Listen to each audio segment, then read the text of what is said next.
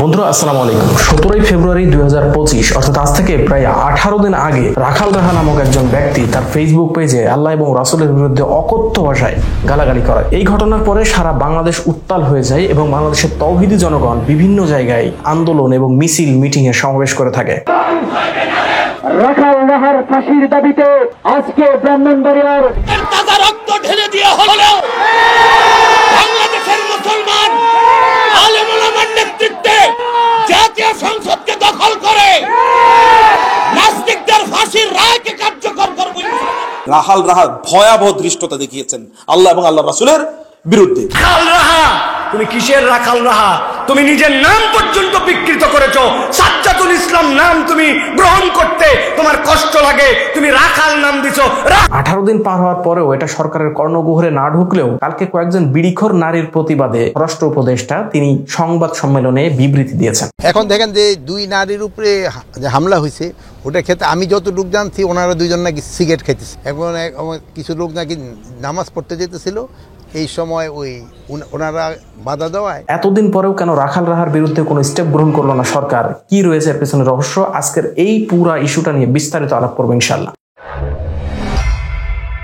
রাখাল রাহা হচ্ছে এই ব্যক্তির পরিচয় লুকানোর একটি ছদ্মনাম, যার নাম হচ্ছে সাজ্জাদুর রহমান। তিনি বাংলাদেশের ন্যাশনাল কারিকুলাম টেক্সট বুক বা এনসিটিবির একজন পরিমার্জন এবং সংশোধন কমিটির সদস্য। আপনারাই ভাবুন যে এরকম একটা গুরুত্বপূর্ণ পদে এরকম একজন ব্যক্তি বসে থাকলে পাঠ্য বইগুলোতে ইসলাম কতটুকু থাকতে পারে আপনারা বিবেচনা করুন। ঘটনাটি শুরু হয়েছিল 17 ফেব্রুয়ারি 2025। এই সময় হঠাৎ করে রাখাল রাহা তার ফেসবুক পেজে একটি আপত্তিকর মন্তব্য করে বসেন। এই মন্তব্যটি ছিল অনেকটা এরকম, আমি স্ক্রিনে দেখিয়ে দিচ্ছি। এটা এতটাই অকথ্য ভাষায় তিনি লিখেছেন আল্লাহ এবং রাসূলের শানে, যেটা মুখ দিয়ে উচ্চারণ করা সম্ভব নয়। এমনকি আমার গ্রামের একজন দিনমজুরও এই ধরনের শব্দগুলা উচ্চারণ করতে পারবে না। এতটা নিকৃষ্ট মানের একজন ব্যক্তি কি করে এনসিটিভির একটি গুরুত্বপূর্ণ পদে বসে থাকে আমার কখনোই বুঝে আসে না। যখন তিনি এই স্ট্যাটাসটি ফেসবুকে দিলেন তখন সাথে সাথে এটা রাতারাতি ভাইরাল হয়ে যায় এবং বাংলাদেশের বিভিন্ন পর্যায় থেকে মুসলিমরা এটার আন্দোলন এবং প্রতিবাদ করতে থাকে। এটা প্রতিবাদ করতে করতে প্রায় 17 দিন পার হয়ে গিয়েছে, কিন্তু এখন পর্যন্ত কোনো স্টেপ নেওয়া হয় নাই গতকালকে বাদে। এবং বিভিন্ন জায়গা থেকে আলেমরা তাকে বহিষ্কারের দাবি জানিয়ে আসছে। এই প্রচন্ড তোপের মুখে রাখাল রাহা তার ফেসবুক পেজের এই পোস্টটি ডিলিট করে দেন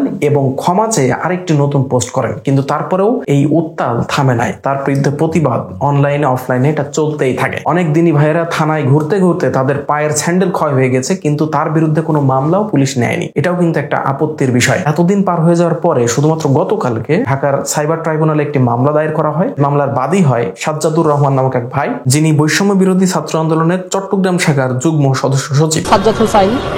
গত 17 ফেব্রুয়ারি 2025 তারিখে সাজ্জাদুর রহমান ওরফে রাখাল রাহা, যিনি তো সাজ্জাদুর ভাইয়ের এই মামলাটি ইতিমধ্যে সিআইডি কে দেওয়া হয়েছে তদন্তের জন্য এবং আশা করা যায় এটা একটা ভালো ফল আমাদের জন্য বয়ে নিয়ে আসবে।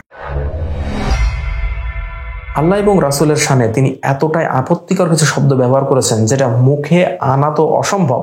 একজন দিনমজুর, একজন খেটে খাওয়া মানুষ, একজন গায়ও অশিক্ষিত এই ধরনের শব্দগুলো ইউজ করতে পারবে না। তার বিরুদ্ধে অনলাইন অফলাইনে সারা দেশ থেকে নিন্দার ঝড় বয়ে যাচ্ছে এবং নেতিবাচক প্রতিক্রিয়ার পরিমাণ অত্যাধিক পরিমাণে বেড়ে গেছে। ধর্মীয় অনুভূতিতে আঘাত এবং ধর্মীয় উত্তেজনা সৃষ্টি করেছেন তিনি, এবং ধারণা করা হচ্ছে যে সামাজিক বিভাজনকে উস্কে দেওয়ার জন্যই তিনি এই ধরনের মন্তব্যগুলো ফেসবুকে হঠাৎ করে করেছেন এবং বাংলাদেশের যে ধর্মীয় শান্তিপূর্ণ পরিবেশ পরিস্থিতি সেটাকে আরো উত্তপ্ত করার জন্য তিনি উদ্দেশ্য প্রণোদিতভাবে এই ধরনের মন্তব্যগুলো করে থাকতে পারেন বলে ধারণা করছে বিশেষজ্ঞরা। তবে সরাসরি তার মুখ থেকে না শোনা পর্যন্ত এটা নিশ্চিত নয় যে তিনি হঠাৎ করে কেন আল্লাহ এবং রাসূলের বিরুদ্ধে এতটা ক্ষিপ্তভাবে এতটা বাজে শব্দ ব্যবহার করে, এই ধরনের ধৃষ্টতাপূর্ণ শব্দ ব্যবহার করে তিনি কেন এই মন্তব্যগুলো করেছেন। এটা হয়তোবা অদূর ভবিষ্যতে তদন্ত রিপোর্টে আমরা জানতে পারবো।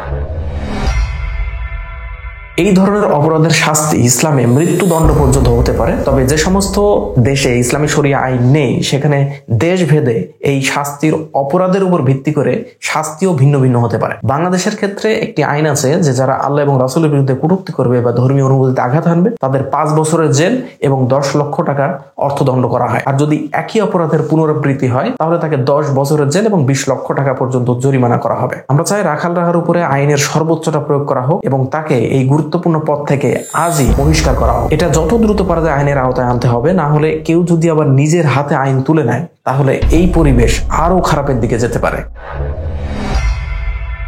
এই ধরনের অপরাধগুলো প্রতিরোধ করা সহজ হচ্ছে না, এর পেছনে অন্যতম একটি কারণ হচ্ছে শাস্তির ভয়াবহতা এটা প্রকাশ্যে আনা হচ্ছে না। এর কারণ বাংলাদেশে আইন রয়েছে, কিন্তু এই আইনের শিথিলতার কারণে বা আইন সুষ্ঠুভাবে প্রয়োগের অভাবে আরো নতুন নতুন অপরাধী তৈরি হচ্ছে, তাদেরকে আরো নতুন ভাবে সাহস যোগাচ্ছে এই কাজগুলো করার জন্য। যদি এরকম কয়েকজনকে বড় বড় শাস্তির আওতায় আনা হয় এবং প্রকাশ্যে তাদেরকে শাস্তির আওতায় আনা হয়, তাহলে অপরাধ প্রবণতা আরো কমে। এর কারণ হচ্ছে সব থেকে বড় কারণ যেটা, যে শাস্তির ভয়াবহতায় একজন অপরাধীকে দমিয়ে ফেলে তার ওই অপরাধ প্রবণতা থেকে।